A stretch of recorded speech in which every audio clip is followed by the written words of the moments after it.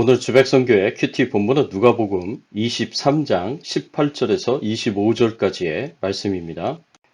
무리가 일제히 소리질러 이르되 이 사람을 없이 하고 바라바를 우리에게 놓아주소서 하니 이 바라바는 성중에서 일어난 밀란과 살인으로 말미암아 옥에 갇힌 자라라. 빌라도는 예수를 놓고자 하여 다시 그들에게 말하되 그들은 소리질러 이르되 그를 십자가에 못 박게 하소서 십자가에 못 박게 하소서 하는지라.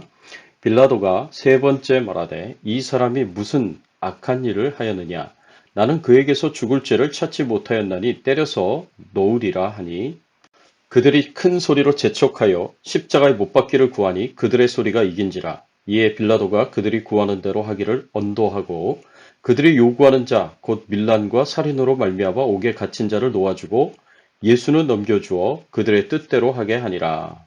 오늘 본문의 배경이 되는 이 그림은 예수님께서 빌라도의 법정에서 십자가형을 언도받는 모습입니다.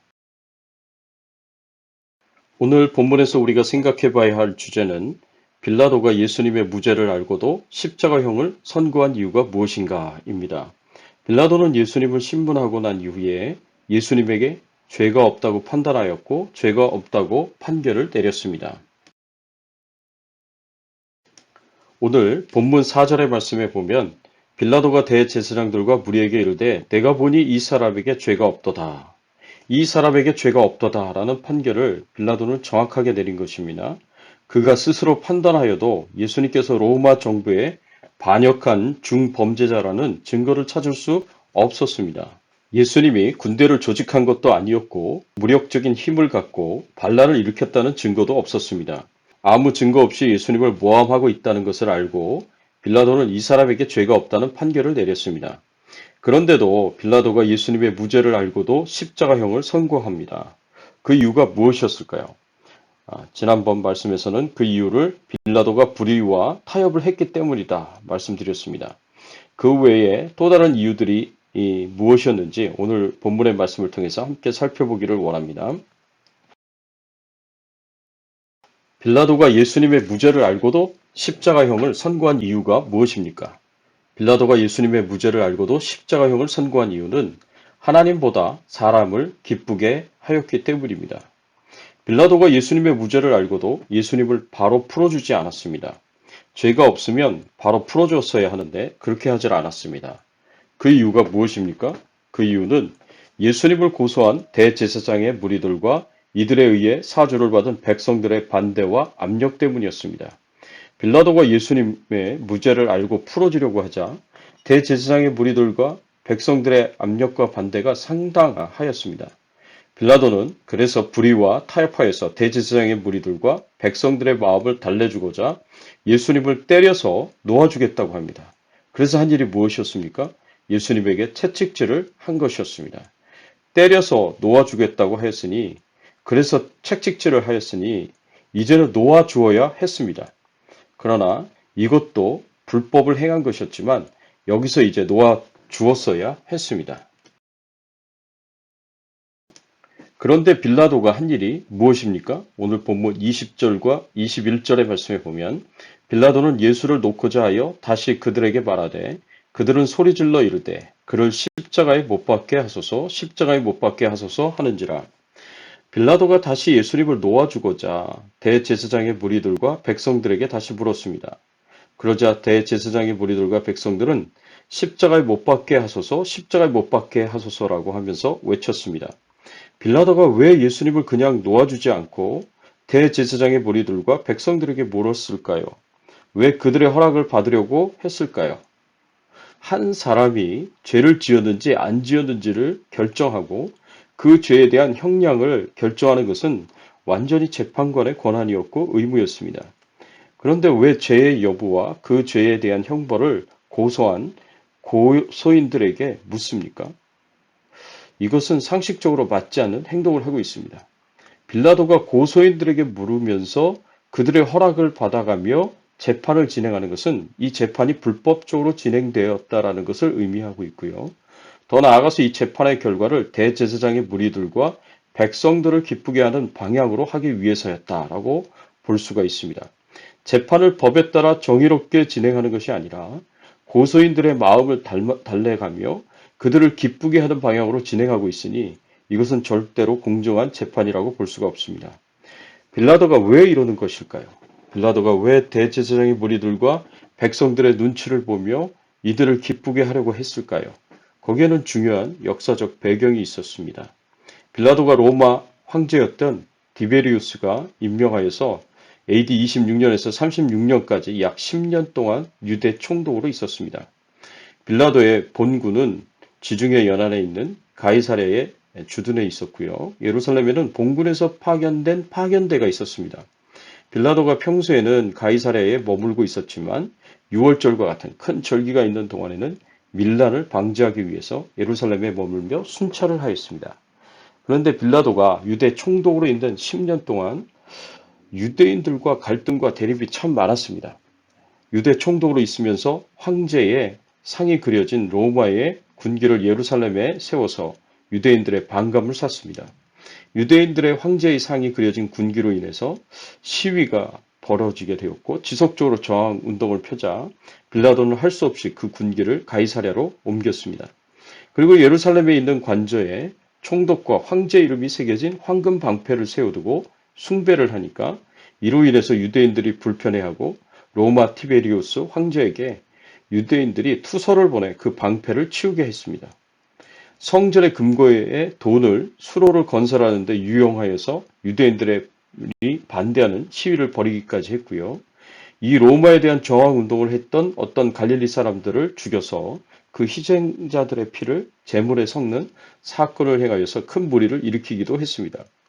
빌라도는 유대 총독으로 있으면서 식민지인 유대 땅에 평화를 유지해야 할 막중한 책임이 있었습니다.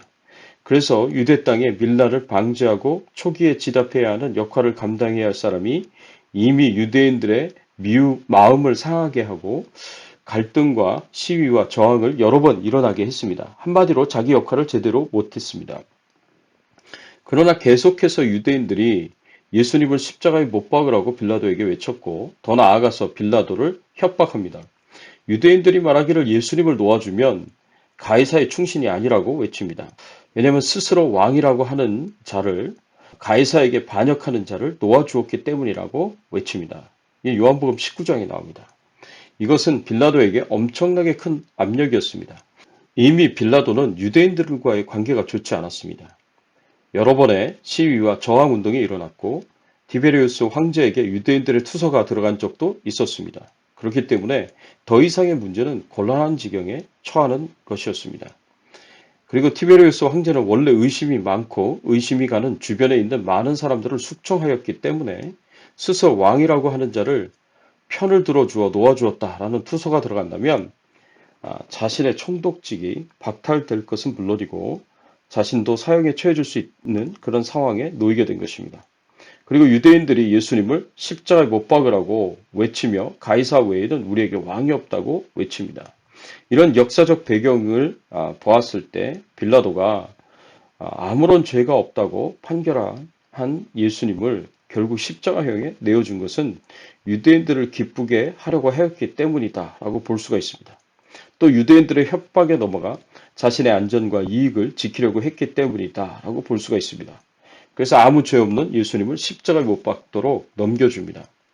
사랑하는 성도 여러분, 본디오 빌라도가 예수님을 죄가 없다고 판단하였으면서도 십자가의 형에 넘겨준 이유는 불의와 타협했기 때문이고 유대인들을 기쁘게 해주려고 했기 때문이고 결국 자신의 안전과 이기적인 이익을 추구했기 때문입니다.